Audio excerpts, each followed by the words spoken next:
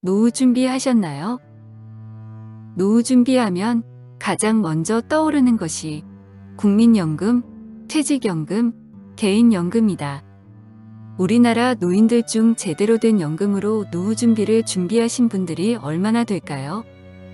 노인뿐 아니라 50대 이후에 해당하는 분들 중 노후 준비 제대로 하셨을까요? 대부분이 직장만 하느라, 아이들 교육하느라, 본인의 노후를 준비할 여력이 없이 살아온 분들이 대부분일 것이다. 하지만 현재는 내 노후는 내가 책임져야 하는 시대가 되었다. 2022년 통계청 자료에 의하면 노후 비용으로 자녀와 친척의 지원이 2011년 39.2%에서 2021년 17.8%로 줄었다고 한다. 자녀와 친척에 의존하는 비율은 점점 더 줄어들 것이다. 그러면 어떻게 노후 준비를 하여야 하는가? 솔라가 추천하는 가장 좋은 첫 번째 노후 준비는 일을 갖는 것이다. 경제적인 여유가 없는 분들뿐만 아니라 경제적인 여유가 있는 분들도 일을 하게 되면 노후를 활기차게 보낼 수 있기 때문에 가장 건강한 노후를 보낼 수 있는 최고의 방법이다. 2022년 통계청 자료를 보면 65세부터 79세 사이의 54.7%가 취업의사를 가지고 있지만 2021년 현재 65세 이상 고용률은 34.9%에 해당한다고 한다. 나이 들어 일을 할 수 있는 준비를 하는 것이 우선시 되어야 할 것이다. 그럼에도 불구하고 일을 할 수 있는 건강이나 능력 등 조건이 허락하지 않는다면 주택연금을 추천해 드리고 싶다.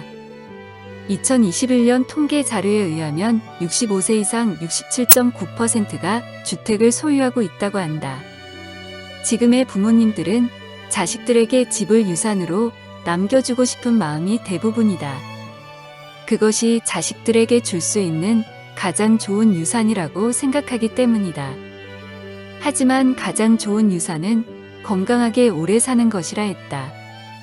자녀들에게 집을 물려주는 것보다 늘어난 연금으로 건강관리 잘하고 취미 활동도 하고 인생을 즐기면서 생활하다 보면 행복한 100세 시대로 기업되고 내 자신도 내 자녀들도 더 행복할 수 있는 결과를 가져올 것이다. 자녀들에게 집을 물려주기 위해 아끼느라 제대로 먹지도 못하고 취미 활동도 하지 못하는 노후는 추천하지 않는다. 그럼 주택연금에 대하여 알아보자. 가입 자격은 부부 중 한 명이 대한민국 국민이면서 55세 이상인 경우와 주택 가격이 9억 원 이하인 경우이다. 지급 방법은 지급 방식과 지급 유형을 선택 가능하다. 연금 산정 주요 요인을 보면 주택 시세, 이자율, 가입자 연령에 따라 달라진다. 주택연금의 장단점을 살펴보면 국가가 보증해 줌으로 안전하고 추후 주택가격 변동 반영을 하지 않는다는 것, 한번 가입하면 이사가 어렵고 중도 해지를 한 경우는 3년 이내에 동일주택 연금 가입이 불가하다. 또 가입자가 사망한 경우라도 배우자가 감액 없이 연금을 수령한다.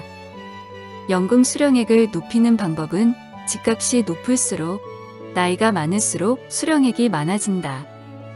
참고로 주택연금은 3월부터 조정이 있을 예정이니 나에게 맞는 시기에 잘 활용하면 행복한 노후를 보내는데 도움이 될 것이다. 현재와 조정 후의 차이를 비교해보자. 주택 시세 9억 원인 경우의 그래프이다.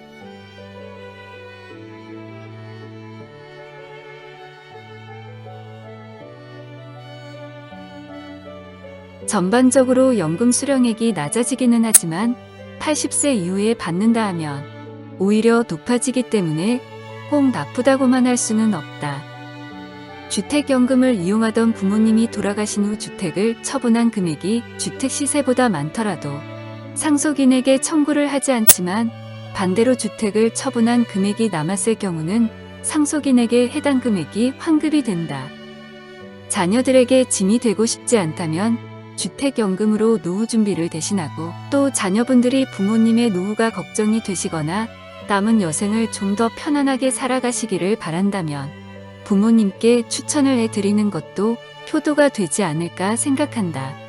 하지만 상황에 따라 장단점이 존재한다는 것 기억하시고 꼼꼼히 따져보시기 바란다. 최대한 늦게까지 일을 하다가 최대한 늦은 나이에 가입하는 것이 가장 좋은 방법이다. 일을 하는 것은 건강의 징표이다. 행복한 마음으로 일을 하라. 구독과 좋아요는 사랑입니다. 감사합니다.